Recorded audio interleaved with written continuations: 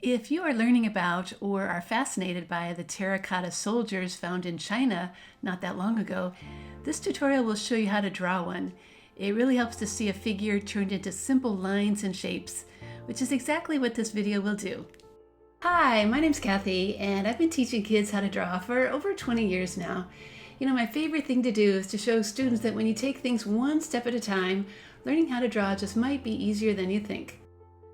The supplies I used to make this project are pretty simple. Just a sheet of drawing paper, a pencil, a medium-sized tipped black marker, and crayons.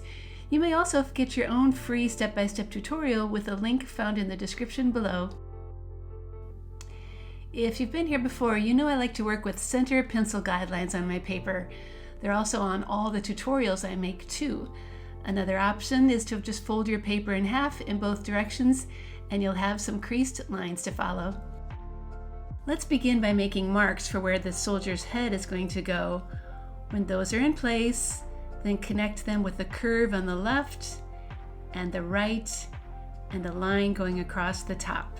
Next come his two ears, which are pretty simple, and the hair shape that goes on top. Both sides should look the same. Then the chest comes next. Start with the two shoulder lines, and then add the sides that come down and angle in just a little bit and connect with a curve for his waist.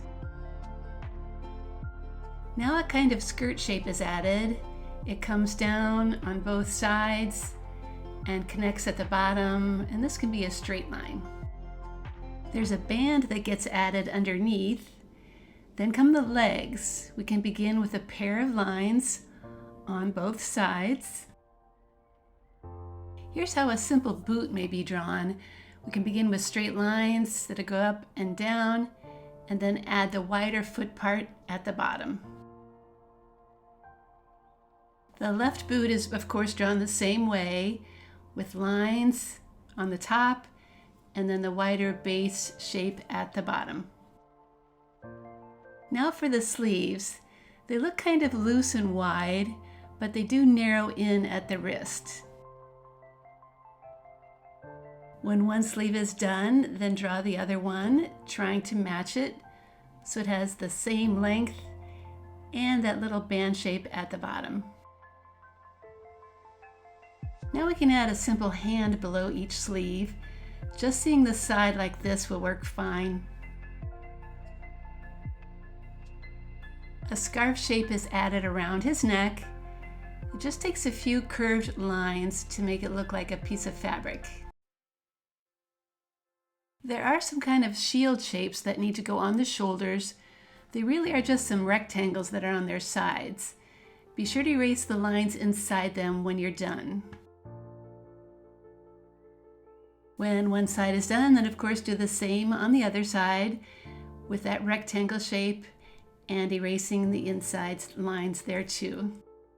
Finally, a few grid lines on those shapes will give them a little more texture. The chest also has some kind of protection going on, which may easily be drawn with some more of those horizontal and vertical lines to look like a grid.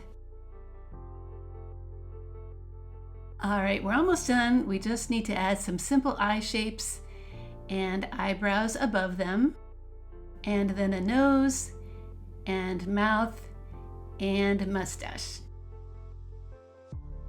The final touch is to add what looks like a hair bun, and for some reason it is off to the side. At least that was true with the photos I was looking at. And last but not least, a horizon line. All right, now it's time to get out that black marker and start tracing all these pencil lines. I am using a thinner one than usual because I don't want any of those face lines to fill in.